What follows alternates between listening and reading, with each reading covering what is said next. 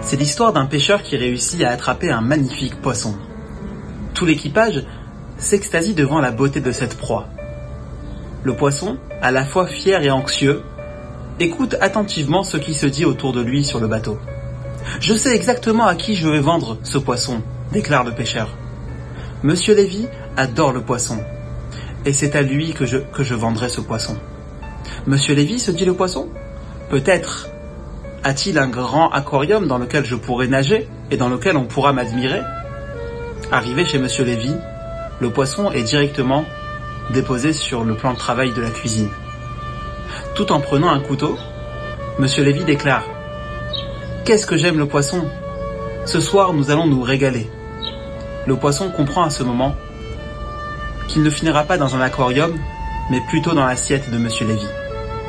Et dans ses derniers souffles, il dit « Tu ne m'aimes pas réellement, tu aimes plutôt le goût que je te procure. Parce que si tu m'aimais vraiment, tu ne me tuerais pas et tu ne me mangerais pas. » C'est ce que l'on appelle en anglais « the fish love », l'amour intéressé. L'amour véritable, quant à lui, l'amour désintéressé, ce n'est pas ce que je vais gagner ou ce que je vais tirer de la relation, mais plutôt ce que je pourrais apporter à l'autre. C'est la Mida d'aujourd'hui. Ode chez Bissod. L'humilité dans l'attachement avec autrui. Comment y arriver? Comment faire en sorte de s'attacher à une personne sans aucun intérêt? Tout simplement en étant conscient de la place d'Akadosh Baruch Hu dans notre vie.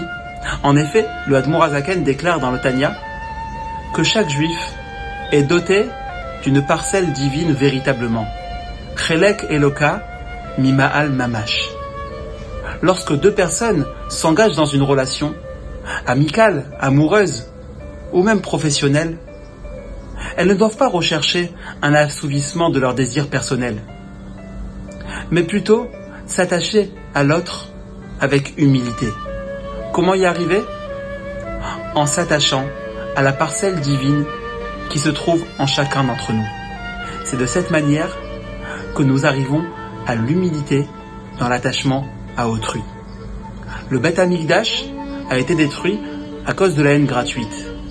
Puissions-nous mériter de vivre l'avènement du Mashiach et la construction du troisième Beth Amikdash grâce à la Havat Israël, l'amour du prochain, avec humilité.